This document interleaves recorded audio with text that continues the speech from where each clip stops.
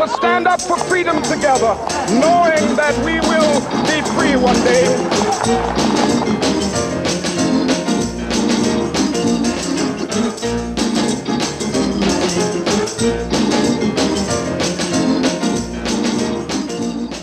Thank you for being here today as part of a very important and difficult conversation.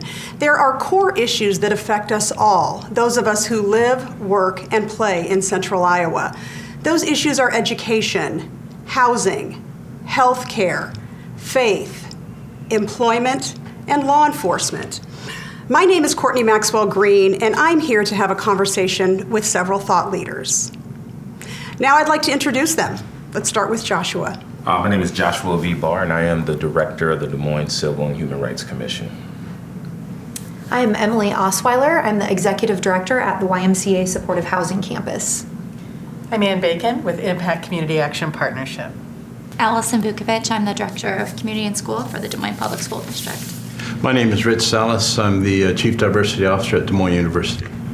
Sanjita Pradhan, Program Director of Talent Development at the Greater Des Moines Partnership. Welcome to all of you, and thanks for being here. So we're going to start with the first question. Life's most persistent and urgent question is, what are you doing for others?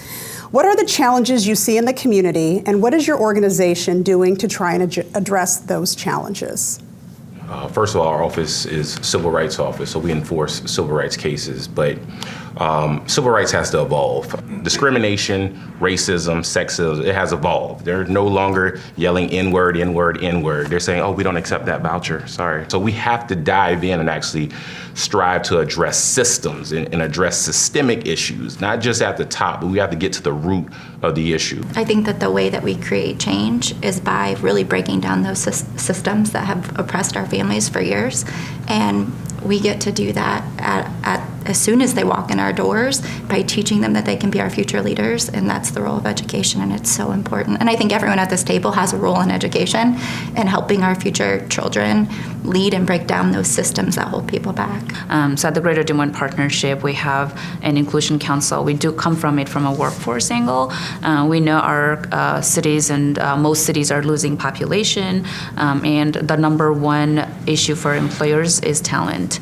No matter where you are in the spectrum, whether you're looking for a high-skilled talent, in the mid-skilled or lower-skilled, or however you want to look at it, we're in this business of being the best city in the world and attracting the best talent in the world, and without being inclusive, without people understanding our environment and seeing themselves here and feeling included, nobody will come and live here. And more that businesses are looking and saying, we really need to have a diversity and inclusion initiative. What does it mean? Where do we start? So we provide guidance, we bring best practices. We have lots of different opportunities for businesses to come and learn. We do provide that value to our business community.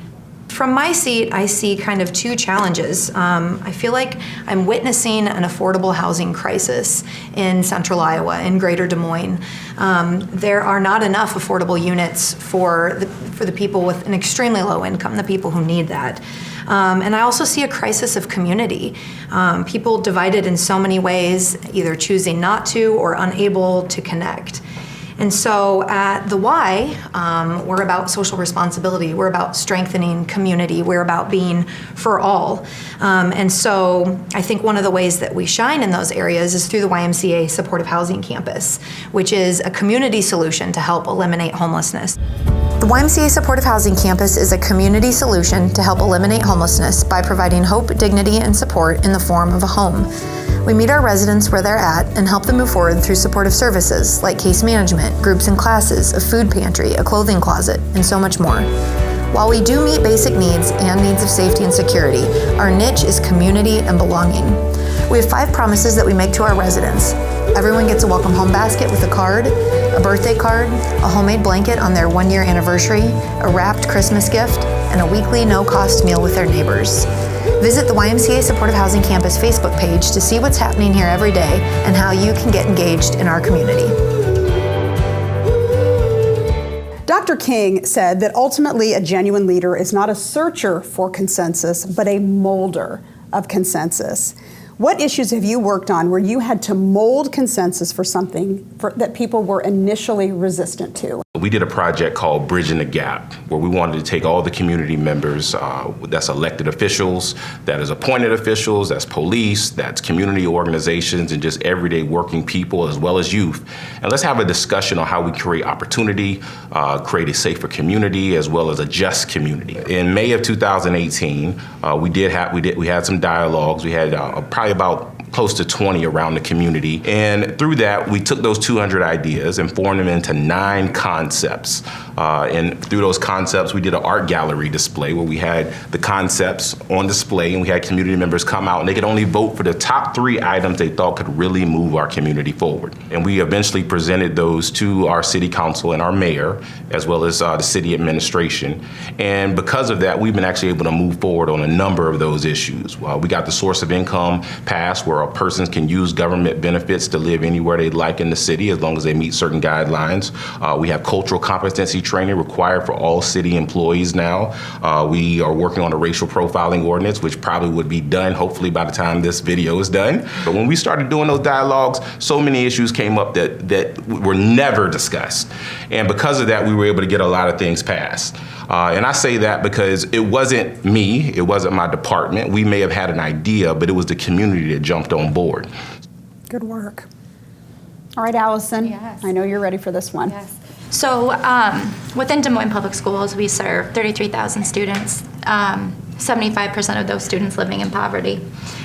We are tasked as a public school system to teach them to read and do math and all the things that public schools should do. But if we ignore what our kids come to us with every day, we're not going to make progress towards our goals.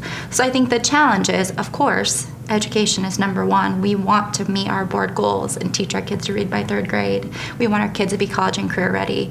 But if we ignore the fact that our kids often come to us hungry, that they don't have access to health care, that they don't have stable housing, that those things come into our hallways every day, and we as a system, as a community, we have to address those things.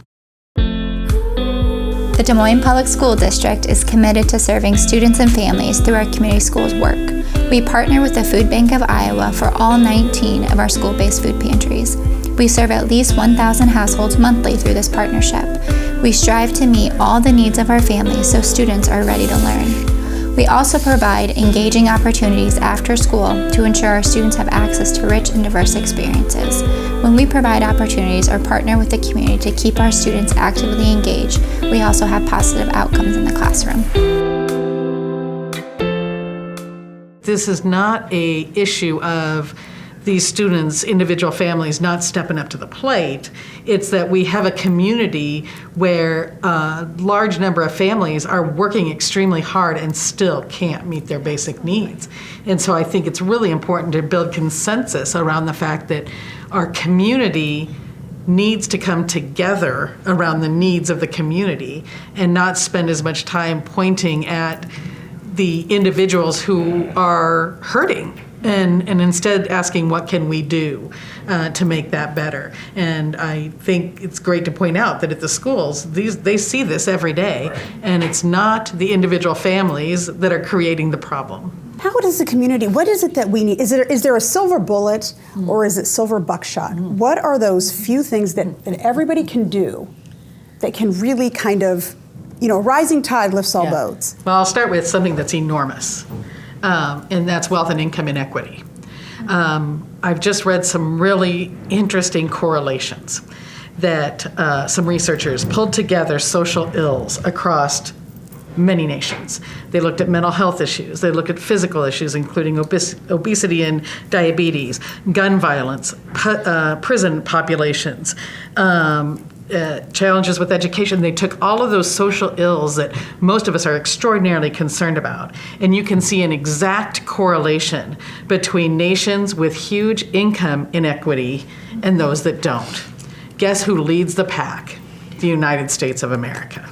And that idea that somehow we can deal with these social issues in an isolated way, I think we have to really start getting real about. That if we really want to see those things get better, we have to look at these larger issues around inequity. And I like that Joshua brought up the Poor People's Campaign that Dr. King was working on when we lost him, and look at some of the things that he was focused on with that. And it was not small. It was large change around how we make sure that everyone can get at least their basic needs met and also excel in our culture.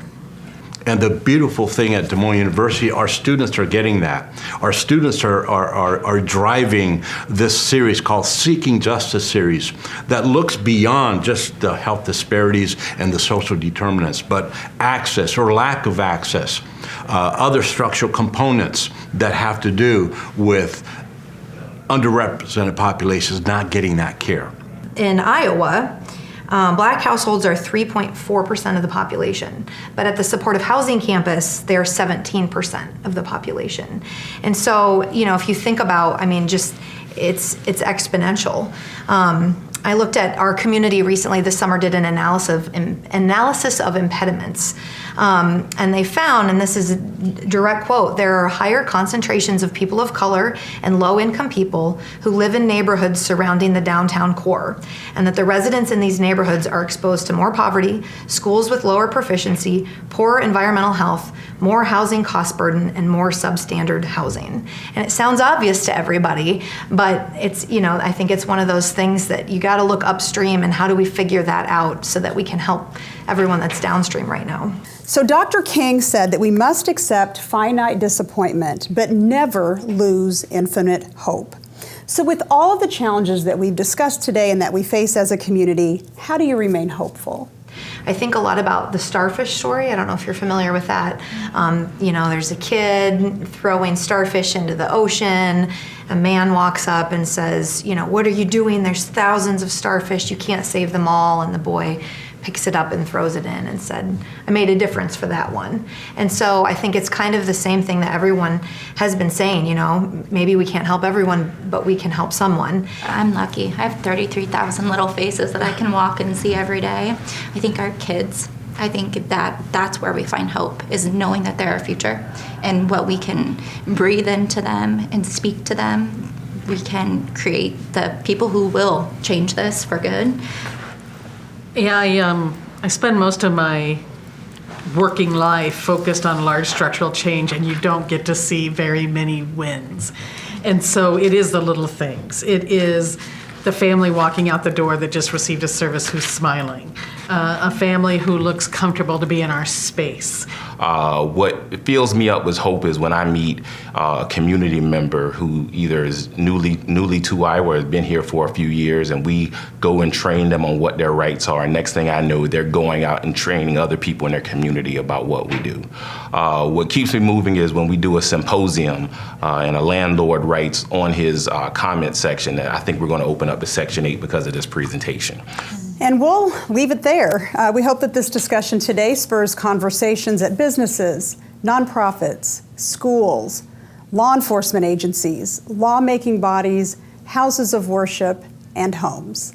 I'm Courtney Maxwell Green, and on behalf of the panel, thank you for watching.